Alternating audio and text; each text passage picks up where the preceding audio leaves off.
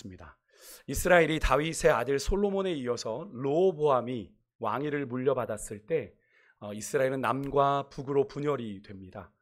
이것을 조금 전문적인 용어로 말씀드리면 이 시대를 분열 왕국 시대라고 합니다. 이스라엘이 남과 북으로 분열된 왕국이 되었다라는 의미죠. 이스라엘의 12지파 가운데 유다 지파와 베냐민 지파가 함께 남왕국 유다를 구성했고요. 거기를 제외하고 에브라임 지파를 중심으로 나머지 10개 지파가 바로 솔로몬의 신하였던 여로보암을 위시하여 북왕국 이스라엘을 세우게 됩니다. 북왕국 이스라엘은요, 왕국이 아수르에게 722년에 멸망하기까지 218년간 그 왕국이 존재했는데 총 19명의 왕들이 존재했습니다.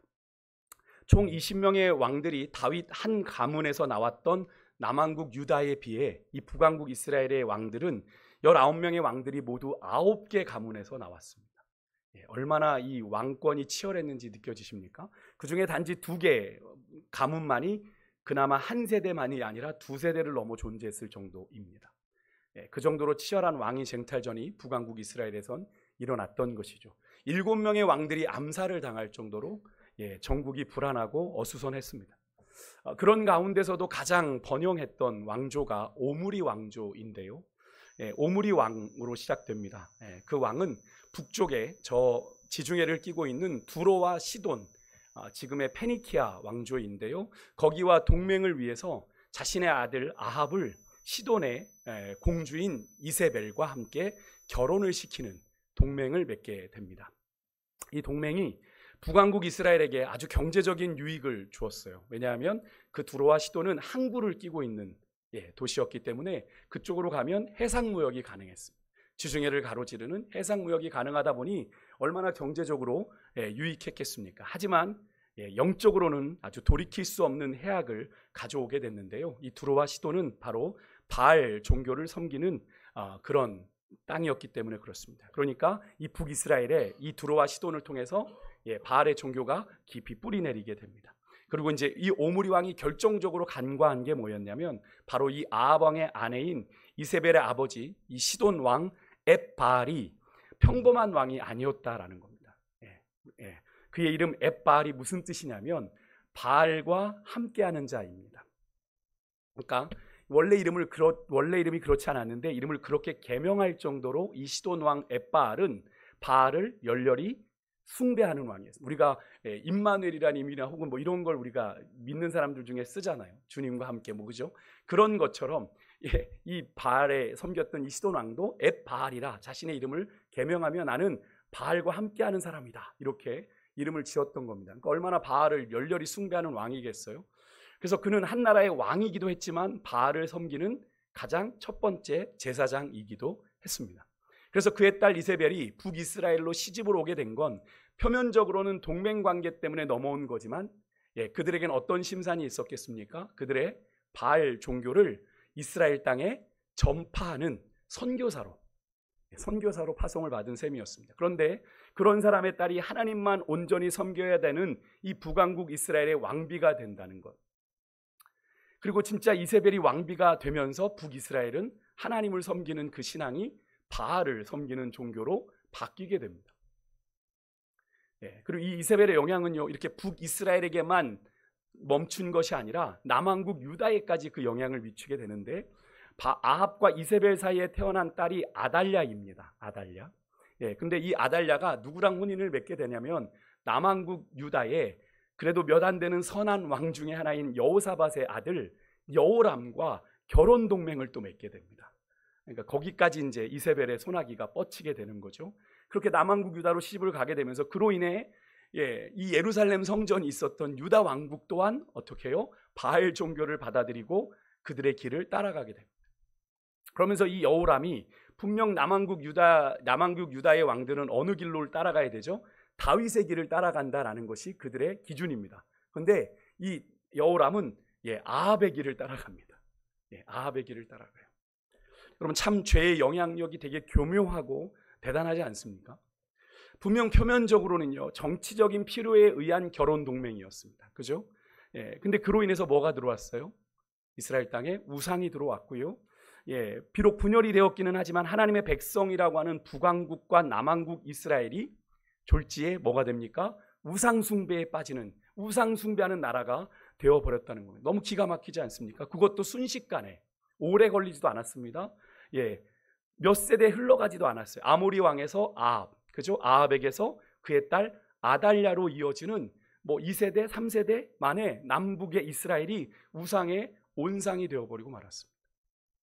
여러분, 이 사실 우리가 아주 중요한 사실을 가르쳐 주는데요. 여러분, 우리가 신앙생활하면서 점점 신앙생활이 깊어지면 우리가 더 죄에 대해서 민감해져야 되는데 우리는 어떻게 되죠? 죄에 대해서 점점 더 무뎌지게 됩니다. 저만 그런가 보죠? 여러분들 표정들이 안 그런데 라는 표정들이신데, 여러분, 우리가 죄에 무뎌져요. 왜? 회개하면 되니까. 회개하면 된다는 생각에 죄를 너무 가볍게 여깁니다. 그런데 여러분, 이 죄에 대한 문제는 100번 강조해도 지나치지 않아요. 왜? 죄는 하나님과 우리 사이를 막는 장애물이거든요. 이 죄의 문제가 해결되지 않고는 하나님과 우리가 온전한 관계를 맺을 수 있어요? 없어요? 없어요. 그래서 답답한데 이 문제를 해결하지 않고 우리는 계속 신앙생활해요. 그러면서 답답하다고 그래요. 목사님, 왜 이렇게 답답하고 컬컬한 걸까요? 여러분, 여러분이 저 잘 아실 거 아니에요. 하나님 앞에 섰을 때 하나님이 깨닫게 하시는 그것, 해결하지 않고 붙잡고 있으니까, 그죠? 계속 그 관계가 되는 거죠. 여러분, 이 죄라고 하는 게 참 교묘하게 우리 사람들에게 침투합니다. 특별히 오늘 본문에 보면 우리의 간절한 필요를 통해서, 그죠? 우리에게 죄가 침투해 들어온다는 것을 우리가 보게 돼요. 조금 전 말씀드린 이 북왕국 이스라엘의 아모리 왕 같은 경우도 그렇고, 남왕국 유다의 여호사밧 경우도 마찬가지죠. 물론 그들은 이렇게 항변할 수 있을지 모르겠어요. 우리는 그저 나라의 안녕과 번영을 위해 정치적인 필요가 있어서 당시에 주변의 나라들 다 그렇게 하니까 우리는 그냥 결혼 동맹을 맺었을 뿐입니다.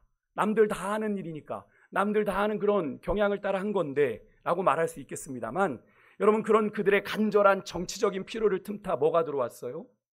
하나님 아닌 우상이 그들 안에 들어왔고요. 그 우상이 하나님의 백성으로 하여금 뭐 하겠습니까? 하나님을 떠나게 만들었다라는 거예요. 이게 단순한 문제입니까? 절대 단순하지 않아요. 근데 여기서 한 가지 우리가 더 짚고 넘어가야 될 문제가 뭔지 아십니까? 여러분, 정치적 필요에 따라 결혼 동맹을 맺은 이 북왕국 이스라엘과 남왕국 유다가 어떤 나라죠? 비록 정치적인 이유로 분열되어 있기는 합니다만 근본은 어디입니까? 하나님의 택한 백성, 선민 이스라엘입니다. 언약 백성이란 얘기죠. 이 언약 백성이라는 의미는 뭡니까? 이들은 하나님만 섬겨야 되는 나라입니다. 비록 왕이 세워져 있지만 궁극적으로는 누구의 통치와 누구의 다스림을 받아야 되는 나라들이에요. 하나님의 통치와 하나님의 다스림을 받아야 되는 나라들인 거죠. 그런데 그러면 그들이 정치적인 필요가 생겼다면 그들이 간절히 이 문제를 놓고 찾아야 되는 대상은 누굽니까? 주변 나라들과의 정치적인 동맹으로 그 문제를 해결할 것이 아니라 누구하고 상의를 해야 되죠? 하나님 앞에 엎드려야죠. 하나님과 그 문제를 해결해야죠. 그런데 그들은 하나님을 찾는 대신에 당시에 세상이 다 그러니까, 세상이 다 그런 분위기니까 당장 눈에 이루어 보이는 주변 나라들을 찾았던 겁니다.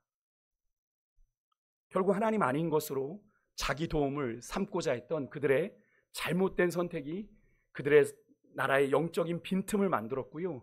그 영적인 빈틈을 비집고 들어왔던 그 죄가 그 나라, 두 나라를 다 죄의 온상으로 만들어버렸어요.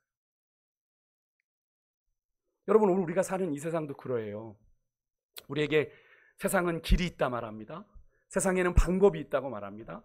세상에 참된 만족과 기쁨이 있다고 말합니다. 끊임없이 우리로 세상을 돌아보게 만드는 시대입니다. 제가 지난 주일에도 말씀드렸죠. 세상은 그런 우리의 시선을 빼앗으려고 고객을 유혹하기 위해서 제품 광고에 얼마씩을 쏟아부어요? 수억씩 쏟아붓는 그런 시대로 우리가 살고 있다. 그런 세상의 화려한 만큼이나 우리의 믿음은 사실은 그런 세상의 화려함에 비해 너무나도 초라하고 작아 보이는 그런 시대로 우리가 살아갑니다. 나의 믿음이 이거밖에 안 되나? 그 세상 앞에 무기력하게 넘어지는 우리를 보면서 나는 이거밖에 안 되나? 그런 생각 들지 않으십니까? 그런 세상 속에서 진리 되신 주님을 따른다고 하는 우리 주님 앞에서 우리는 어떤 존재로 살고 있고 또 어떤 존재로 살아야 하는 걸까요? 그냥 교회만 왔다 갔다 하면 되는 건가요? 여러분, 제가 오늘 서두에 좀 장황하게 분열왕국 시대의 역사를 좀 되짚어 드린 것은 바로 오늘 우리가 나눌 이야기의 배경이 되고 또 그 당시의 상황이, 이 아합의 상황이 오늘 우리가 살아가는 이 시대의 영적인 분위기와 크게 다르지 않기 때문에 그렇습니다. 여러분, 오늘 이야기의 배경이 되고 있는 북이스라엘, 조금 전에도 말씀드렸지만 정치적인 이유로 남왕국 유다와 분열되었습니다만 엄연히 이스라엘의 12지파 중에 10지파가 연합을 한 하나님의 택한 백성, 선민입니다. 언약 백성입니다. 근데 그런 나라가 하나님을 완전히 떠나 우상 숭배의 온상이 되어버린 것이 여러분 비단 그 시대만의 이야기일까요? 그럼 그 시대만의 이야기일까요? 오늘 이 시대 우리 교회와 성도들의 모습은 아닐까요? 우리가 버젓이 교회를 다니고 있으니까 나름대로 신앙생활을 하고 있을까? 우리의 모습은 이들과 다를까요? 오늘 이 시대도요, 하나님을 대신해 우리의 시선과 마음을 빼앗는 것들이 참 많아요. 여러분의 한번 삶을 잘 보십시오. 하루에도 수십, 수백 가지, 수천 가지의 광고들이 이전보다 더 다양해진 미디어들을 통해, 그렇죠? 예전에는 라디오, TV, 끼케야 길거리의 간판들이 광고의 매체였다면 요즘엔 얼마나 다양합니까? 유튜브를 비롯해 여러 가지 각종 SNS를 통해서 수많은 광고들이 쏟아져 들어오죠. 우리의 삶을 잠식해가고 있다고 해도 과언이 아닙니다. 여러분, 우리 손에 잠잘 때도 들고 있는 핸드폰, 여러분 24시간 들고 계시잖아요. 내 손 안에 작은 또 하나의 세상이 여기 있어요. 틈만 나면 여기를 열어봅니다. 그죠? 정말 잠깐의 시간도 우리의 시선을 다른 데로 돌리지 못하게 하는 것이 이 핸드폰이지 않습니까? 안 그러고 싶은데 그렇게 돼요. 그래서 뭐라고 합니까? 중독이라고 얘기하는 거죠. 내 힘으로 되지 않으니까. 여러분, 심지어요, 유치원생, 어린 유치원생부터 초등학생들조차도 SNS를 막 하면서 끊임없이 세상을 정말로 가감없이 들여다봅니다. 가감없이 들여다봐요. 걸러집니까? 우리 아이들이 그렇게 걸러서 볼 거라고 생각하세요? 얼마나 무수한 광고들이, 아이들의 시선을 뺏는 화려한 광고들이 쏟아져 들어오는데요. 여러분, 요즘 주변에 아이들의 SNS를 보십시오. 여러분, 웬만한 성인물들도 막 봅니다. 아이들이. 재미있는 영상이라고 해서 봐요. 그게 걸러지지 않아요. 필터링 되지 않아요. 본인들이 필터링 해야 되는데 부모들은 시간이 없어서 아이들이 그거 보고 있는 걸 그냥 시간만 체크할 뻔 체크하지 못해요. 그죠? 그 안에서 자기만의 아이들의 가치관이 생깁니다. 세상의 가치관이 입력되는 거죠. 세계관을 갖습니다. 더 나아가 그 안에 자기만의 공간을 만들죠. 자기만의 세상입니다. 온라인 방송을 하면서 자기만의 세상을 만들어가기 시작해요. 이게 오늘 우리가 사는 세상이죠. 여러분, 이 시대의 트렌드예요. 문화라는 이름으로 그럴듯하게 포장되어 우리에게 다가오고 있지만, 여러분, 우리 믿음의 사람들마저도 이것을 쉽게 거절하지 못하고 빠져들게 만들어서 하나님과의 시간은 과연 엄두도 내지 못하는 것이 오늘 우리 믿음의 사람들의 현실 아닙니까? 여러분의 삶은 어떠세요? 목사님, 나는 아닌데. 여러분, 그런 세상의 경험과 문화를 제가 무조건 배척하자는 말씀 아닙니다. 여러분, 문명의 이 길을 우리가 이용은 해야죠. 하지만 그것이 우리의 삶을 당연하게 지배하게 해서는 안 되는 것 아닙니까? 우리의 삶은 누가 다스리셔야 되는데요? 하나님이 다스리셔야 되는데 우리의 삶이 문명의 이기의 지배를 받고 있는 겁니다. 거기서 헤어나지를 못해요. 이미 우리의 삶의 많은 부분들이 그런 것에 이미 지배를 받고 있는 것이 우리의 안타까운 현실이지 않습니까? 이게 되게 큰 문제예요. 가벼운 것 같지만 큰 문제입니다. 그러면서 우리 뭐라고 그래요? 예배드릴 시간이 없고 성경을 읽거나 묵상할 시간이 없다고 얘기합니다. 정말 없는 걸지 여러분 스스로에게 질문해 보십시오. 유튜브를 열 시간은 있잖아요. 핸드폰을 들여다볼 시간은 있잖아요. 여러분이 하루에 핸드폰을 여는 시간을 계산해 보십시오. 그 시간만 가져와도 하나님의 말씀을 읽을 수 있어요. 그런데 그럴 시간이 없다고 얘기합니다. 사실 그리스도인으로 부르심받아 세상과 구별돼야 하는 거룩한 삶에 대한 여러분 직무유기가 아닐까요? 여러분, 그렇게 세상에 파묻혀 살면서 우리가 직접 가지 않아도 볼 수 있는 세상의 수많은 이야기들이 담겨있는 그것만 바라보면서 우리가 그리스도인다운 삶을 살 수 있을까요? 그 영상들이 우리에게 뭘 종용하는데? 세상의 가치를 심어주고 세상의 기준을 가르쳐주잖아요. 세상이 전부라고. 우리도 가고 싶다. 나도 가고 싶다. 나도 먹고 싶다. 그게 전부인 것처럼 우리를 몰아가잖아요. 그런데 우리가 그런 가운데서 그리스도인다운 삶을 과연 그 속에서 살아낼 수 있을까요? 어렵더라고요. 저도 어렵더라고요.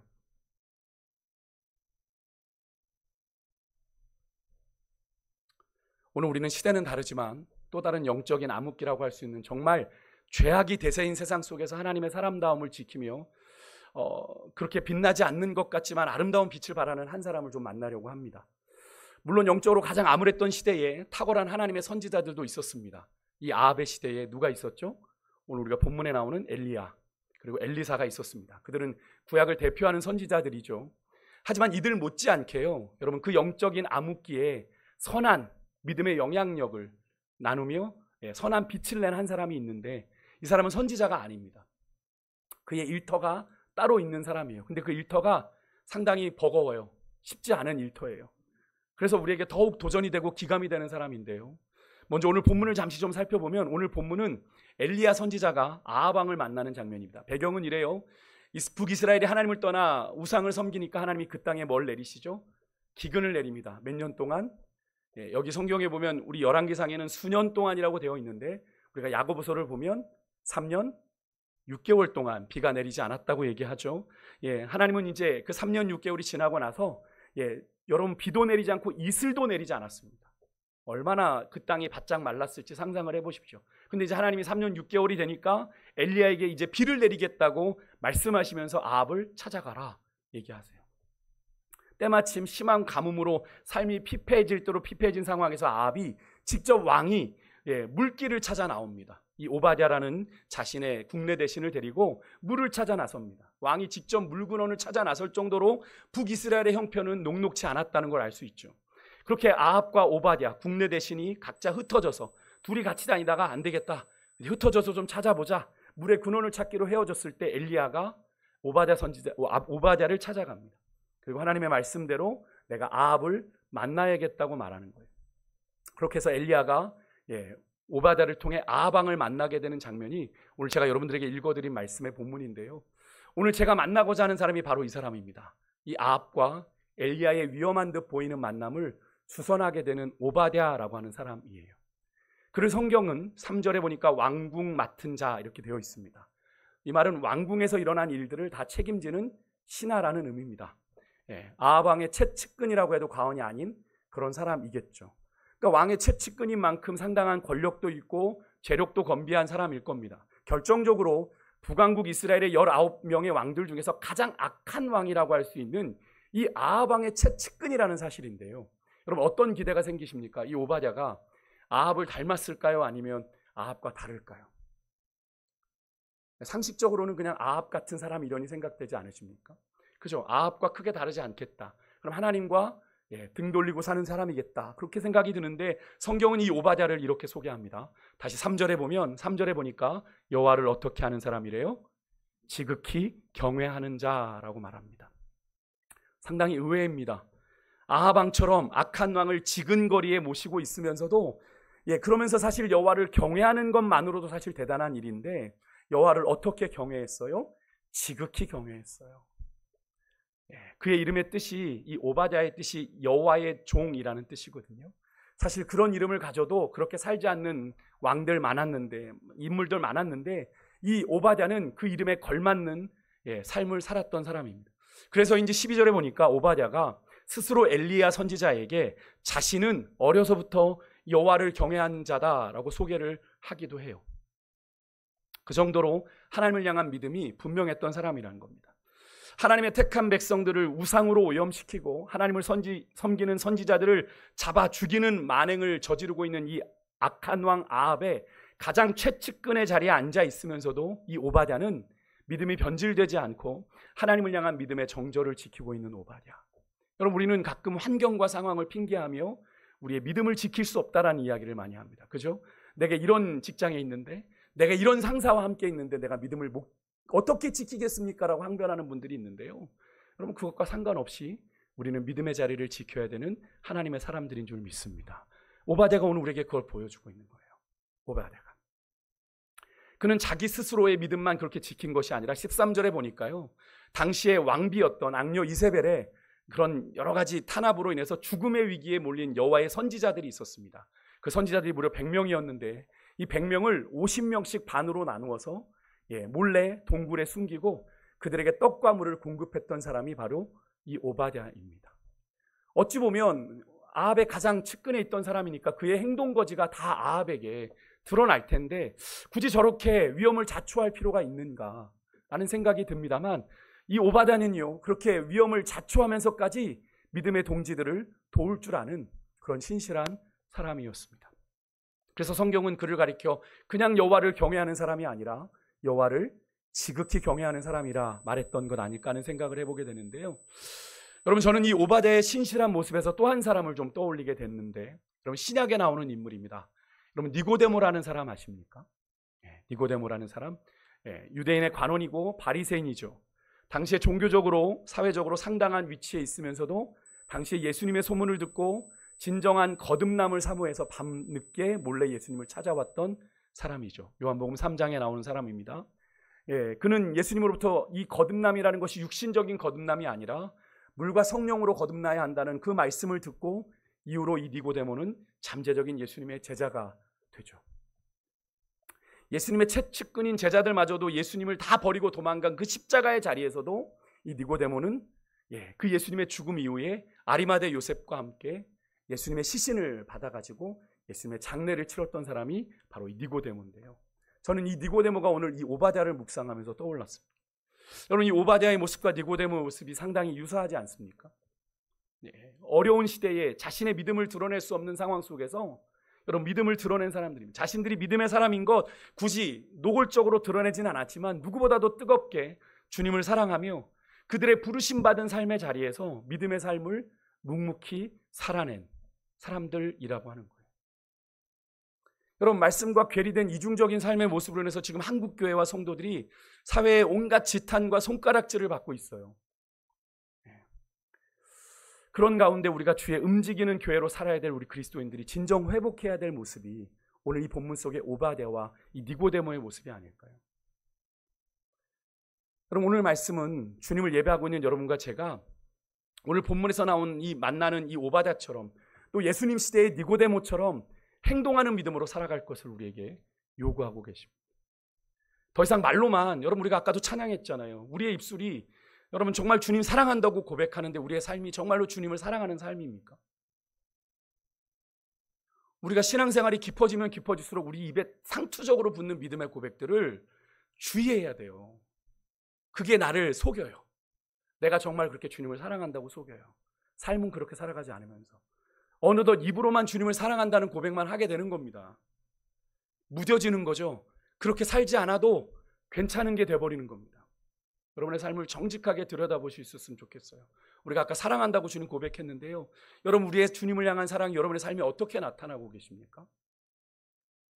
여러분, 우리가 적극적인 신앙으로 오늘도 우리가 하나님의 나라를 위해, 하나님은 우리의 삶을 어떻게 하라고 그러세요? 하나님의 나라를 위해 우리의 삶을 거룩하게 낭비하라고 얘기하시잖아요. 그죠? 거룩한 낭비를 우리에게 요구하고 계세요. 세상에 볼 땐 낭비니까. 근데 하나님을 향해서는 헌신이잖아요. 여러분은 이 하나님의 요구에 어떻게 응답하시겠습니까? 선뜻 반응이 안 되시잖아요. 근데 그렇게 망설이고 주저하는 우리에게 오늘 본문에 엘리야 선지자가 이렇게 말합니다. 19절에 보면 엘리야가 아합을 만나 여러분 온 이스라엘에 있는 바알 선지자 450명, 아세라 선지자 400명을 갈멜산으로 모아달라고 요구해요. 아합은 엘리야의 요구대로 선지자들을 모으게 되죠. 이것이 바로 우리가 잘 아는 갈멜산에서의 이 바알과 아세라 선지자 1대 850의 그 발단이 되는 장면인데요. 여러분, 이 장면을 제가 이번에 말씀을 준비하고 보면서 당시에 갈멜산이 어떤 곳이었냐면 상당히 영적으로 의미 있는 장소예요. 호렙산이라고 부르는 곳입니다. 그러니까 모세가 부르심 받았던 자리인데 이곳이 어떻게 됐냐면 이 아합 당시에 바알을 섬기는 산당들이 즐비했던 곳입니다. 그러니까 한마디로 바알 선지자들의 뭐죠? 홈그라운드입니다. 홈그라운드. 엘리야 입장에서 보면 어디예요? 적진 한복판에 있는 거. 적진 한복판에 홀로 서 있는 엘리야의 모습을 한번 떠올려 보십시오. 누가 봐도 불리한 형국입니다. 1대 850이니까. 그 적진 한복판에서 엘리야가 거기 모인 모든 이스라엘 백성들에게 한 말, 21절 말씀 우리 한번 같이 읽어보겠습니다. 같이 읽습니다. 시작. 엘리야가 모든 백성에게 가까이 나아가 이르되 너희가 어느 때까지 둘 사이에서 머뭇하려느냐.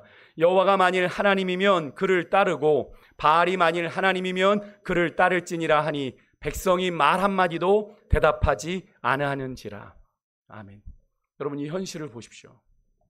그 당시 아합과 이세벨의 폭정 앞에 무기력하게 하나님의 백성으로 지켜야 될 믿음의 본분 다 망각한 채 여러분 하나님 아닌 바알을 하나님으로 섬기고도 전혀 양심의 가책이나 갈등조차 느끼지 않는 이스라엘 백성들의 영적인 무감각, 무뎌짐에 대해서 엘리야가 도전하고 있는 거잖아요. 너희들 어느 때까지 머뭇머뭇할 거야. 여러분, 이 엘리야의 외침에 여러분 우리는 예외일까요? 우리는 예외일까요? 혹시 여러분 이 엘리야의 간절한 외침이 오늘 영적으로 아합의 시대 못지않은 이 혼탁한 시대를 살고 이 혼탁한 시대에 그리스도인다웁게 살아내야 하는 저와 여러분들이 들어야 되는 말씀은 아닌지. 여러분, 세상에 그런 말이 있더라고요. 어제 그 결심의 방향이 오늘 내가 서 있는 지금의 자리라고 얘기하는 말이 있더라고요. 어제 내가 결심했던 그 방향이 오늘 내가 서 있는 자리. 여러분 어디 서 계세요 지금? 어제 어떤 결심을 하셨어요 여러분의 인생에? 여러분, 우리의 선택과 이 결단이 훨씬 더 신중해지는 말이죠. 오늘 본문에 여러분 이스라엘 백성들처럼 여러분 세상의 수많은 가치와 기준들을 여러분 하나님의 말씀보다 더 소중히 여기면서 하나님의 거룩한 백성으로 부르심받은 자이지만 여러분 전혀 구별되지 못한 채 이 세상에 함몰되어 무기력하게 우리가 살아가고 있지는 않은지. 여러분 교회 오면 그리스도인인 것 같은데 삶의 자리에선 그리스도인인지 모르겠는 거예요. 그게 우리의 모습 아닙니까? 여러분 정말 오늘 우리가 이 시간을 통해서 주님을 향한 좀 더 분명하고 확실한 믿음의 결단이 드려졌으면 좋겠습니다. 오늘 엘리야가 이야기하잖아요. 어느 때까지 머뭇머뭇하려는. 여러분 오늘 본문에 이스라엘 백성들 대답 못했잖아요. 여러분 이 이스라엘 백성들처럼 오늘 이 시간에도 여러분 침묵하시면 안 돼요. 침묵하시면 안 돼요. 오늘 이 시대는 이 주님의 물음 앞에 엘리야를 통해서 하나님이 물으신 거잖아요. 그들에게 언제까지 머뭇머뭇할 거냐. 여러분 믿음으로 응답해야 될 때인 줄 믿습니다. 여러분 이 시대가 그런 시대예요. 여러분 계시록의 말씀을 묵상하면서 제가 말씀드렸던 것처럼 우리 믿음의 삶은 보이는 게 다가 아닙니다. 보이는 게 다라고 생각하시면 안 돼요. 우리가 인정하든 인정하지 않든 우리 성도들은 하루하루를 우리를 우는 사자같이 삼키려는 사단과 치열하게 전쟁을 하며 살아가고 있다는 사실을 기억해야 돼요. 우리를 내버려 두지 않는다는 말입니다. 사단의 권세가. 우리가 편안하게 말씀대로 살도록 내버려 두지 않는다는 거예요. 오늘 이 시대는 그 영적 전쟁이 더 치열해지고 있다는 걸 느끼지 않으십니까? 점점 세상은 살만해지는데 하나님을 위한 시간이 점점 줄어들어가요. 그런데 정말 시간이 없어서 하나님과 시간이 없어지는 거냐? 아니라는 거죠. 아니라는 거죠. 하나님께 드려야 될 시간마저도 다른 데 빼앗기고 있는 거죠. 왜? 삶의 우선순위가 무너졌으니까. 나는 구원받아 하나님을 위한 삶을 살아야 되는데 맨 세상 것만 들여다보고 있으니 어떻게 하나님을 위해서 살겠어요 우리가.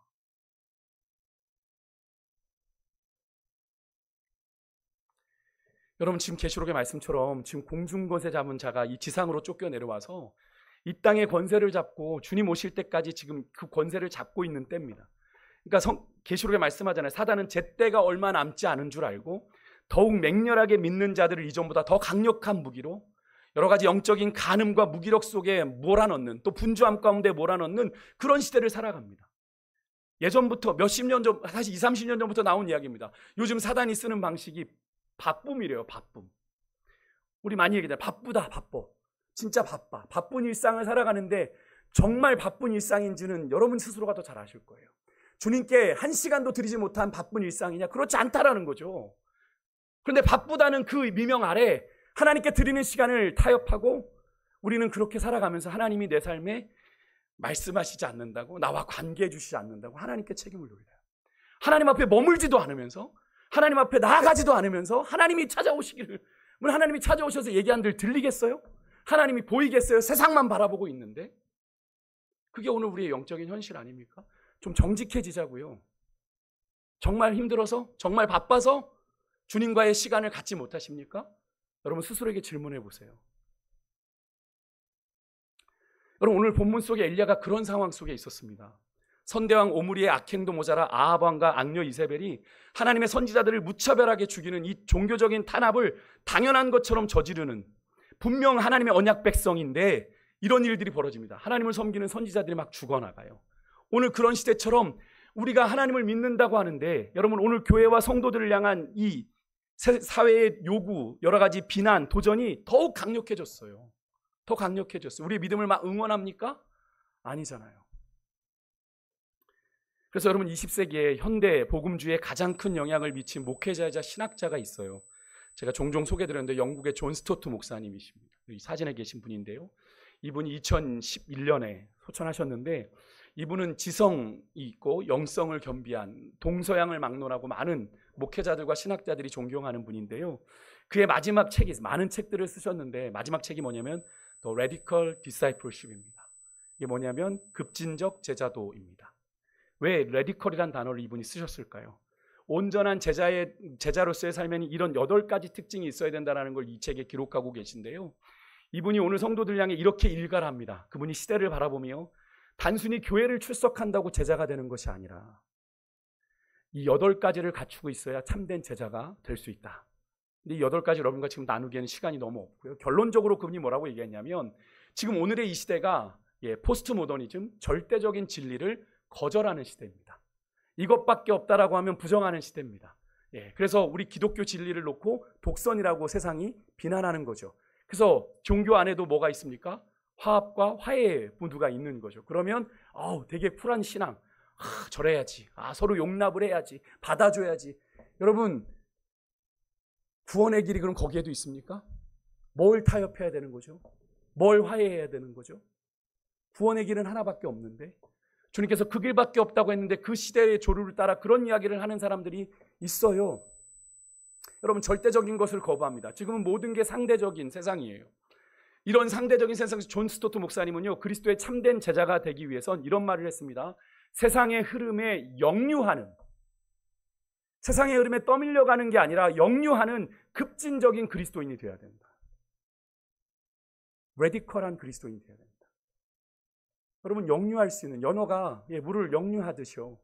그래서 올라가서 산란을 하듯, 여러분, 우리가 그렇게 할 때 참된 구원의 역사를 이루어갈 수 있다고 얘기하는 겁니다. 여러분, 그렇게 살고 계십니까? 그 목사님이 강조하신, 존 스토트 목사님 강조하신 제자도의 8가지 중에 첫 번째가 뭐냐면요, 여러분 좀 따라해 주시겠어요? 세상을 거스름입니다. 한번 따라 하시겠어요? 세상을 거스름. 세상을 거스르는 거예요. disobedience입니다. 세상에 굴복하지 않는 거예요.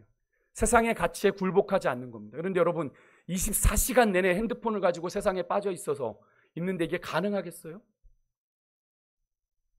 이게 가능하겠냐고요. 거기에 미혹되지 않으면 이상한 거죠. 여러분, 이 시대는 다원주의, 물질주의, 윤리적 상대주의, 또 나르시즘, 자기 사랑이 엄청나죠. 자기 사랑을 위해서라면 부모도 자녀도, 요즘 어이없는 아이 쇼핑이라는 드라마가 나왔더라고요. 아이를 자기가 쇼핑해서 골라서 떨어지면, 열등하면 15세 전에 리턴하고 이런 드라마가 나왔어요. 인간성이 점점 없어지는 거죠. 얼마든지 자녀도 내 마음대로 만들고 버릴 수 있는 그런 시대가 되어버렸어요. 자기애가 높아진 거죠. 나를 위한 도구가 되온 겁니다, 자녀도.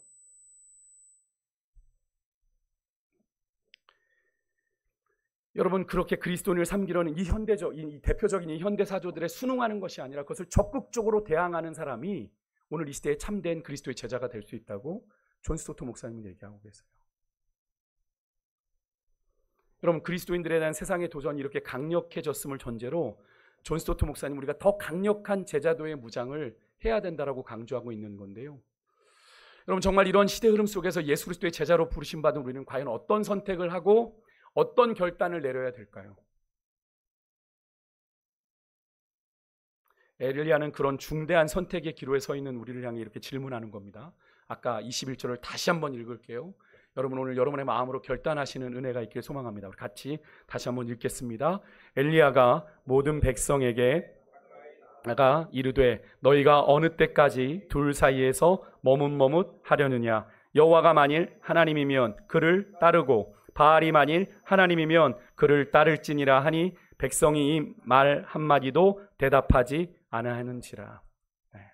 여러분, 언제까지 이스라엘 백성들처럼 머뭇머뭇거리며 이리 기웃 저리 기웃하며 눈치 보다가 정말 응답해야 될 믿음의 도전에는 침묵하고 그냥 되는 대로 무기력하게 세상에 휘둘리며 사시겠습니까? 여러분, 오늘부터라도 분명한 믿음의 응답으로 내가 세상을 이기었다라고 말씀하시지 않았어요? 세상을 이기신 우리 승리자 되신 예수 그리스도의 참된 제자로 사시지 않으시겠습니까? 너무나도 당연하고 뻔한 질문인가요? 아, 목사님 나 그렇게 살고 있는데. 근데 여러분, 이 당연하고 뻔한 질문에 왜 우리는 비겁하게 침묵으로 일관하고 있는 걸까요? 안타깝지만 우리 그리스도인들의 침묵의 결과가 오늘 한국교회가 직면한 위기입니다. 한국교회가 정말 어려워지고 있어요. 물론 이때가 기회라고 얘기하는 목사님들도 있지만 현실적으로 많이 어려운 상황에 놓여 있는 것이 사실입니다. 특히 젊은 세대가 많이 떠나가고 있잖아요. 사랑하는 성도 여러분, 오늘 이 시대는 한국교회뿐 아니라 세계적으로도 영적으로 암울한 시대입니다. 영적인 암흑기라고 해도 과언이 아닌 그런 시대예요. 하지만 기독교 역사에는요, 여러분, 이런 영적인 암흑기마다 빛을 내는 오바댜 같은, 니고데모 같은 사람들이 있었습니다. 다수의 사람들을 통해 기독교 역사가, 기독교 복음이 전해지지 않았고요. 한 사람, 소수의 한 사람들을 통해서 그 복음의 역사가 이루어졌어요. 오늘 예배하는 저와 여러분이 오늘 시대에 바로 그런 사람들이 좀 되기를 소망하는데요. 그럼 그렇게 빛나는 인생이 되려면 우리가 명심해야 될 한 가지 말씀이 좀 있습니다. 이 말씀만 좀 나누고 마칠게요. 다니엘서 12장 3절입니다. 같이 한번 읽을게요. 시작. 지혜 있는 자는 궁창의 빛과 같이, 돌아오게 한 자는 별과 같이 영원토록 빛나리라. 아멘. 우리가 이 말씀을 좀 쉽게 그냥 전도의 상급으로, 그죠? 전도 많이 하면 저렇게 하늘에서 스타가 된대. 여기 별과 같이 빛난다고 하니까 하늘의 스타가 된대. 이렇게 이해하는데, 여러분, 틀린 말은 아닙니다만 이 말씀이 그렇게 심플하지 않아요. 좀 더 복합적인 의미가 좀 담겨 있습니다. 먼저는 이 말씀이 여러분 부활 사건을 전제로 한 약속이라는 걸 여러분 아세요? 이 말씀 앞부분에 다니엘서 12장 2절에 보면 부활한 자들에 대한 말씀이 나와요. 땅의 티끌 가운데서 자는 자 중에서 많은 사람이 깨어나 영생을 받는 자도 있고 수치와 부끄러움을 당할 자도 있다. 그 다음에 이 말씀이 나오는 겁니다.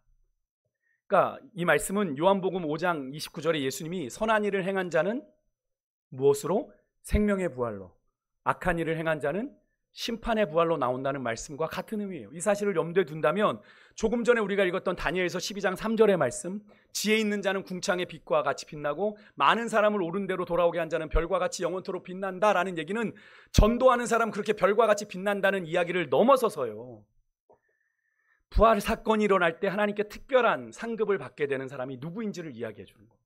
근데 그런 사람들이 그냥 전도 많이 한 사람이 아니라, 여러분, 단순히 그 약속을 넘어서서 환난과 핍박의 시대에, 믿음을 지키기가 쉽지 않은 시대에 생명을 걸고 믿음을 지킨, 기꺼이 죽음을 선택한 순교자들과 더불어 여러분 치열한 삶의 현장에서 하나님의 뜻과 계획을 이해하고 믿음과 삶을 통해 많은 사람을 하나님의 길로 인도한 사람들, 입으로만이 아니라 삶을 통해 그렇게 인도한 사람들에게 이러한 상급이 주어진다라고 약속하고 있는 거예요. 여러분, 이 약속이 얼마나 무거운 약속인지 느껴지십니까? 사랑하는 성도 여러분, 오늘 이 어두운 세상을 밝히는 정말로 별과 같은 사람 되어주시지 않으시겠습니까? 주님이 찾으십니다. 오늘 주님이 바로 그 한 사람을 찾고 계신데, 여러분, 어둠이 짙어질수록 더욱 빛나는 별이 있잖아요. 시골 밤하늘에 가면 그 칠흑 같은 어둠 속에 그 작은 별빛도 찬란하게 빛나는 걸 볼 수 있지 않습니까? 여러분과 제가 그런 사람이길 원합니다. 지금 영적인 암흑기라고 하고 빛이 보이지 않는 그런 시대라고 말하지만, 여러분이 계시는 그곳에는 그 아름다운 빛이 생생하게 빛나는 그런 인생 되셔서 하나님의 역사를 오늘 이 시대에 여전히 써내려가는 그런 여러분과 제가 될 수 있기를 주의 이름으로 축복합니다. 우리 함께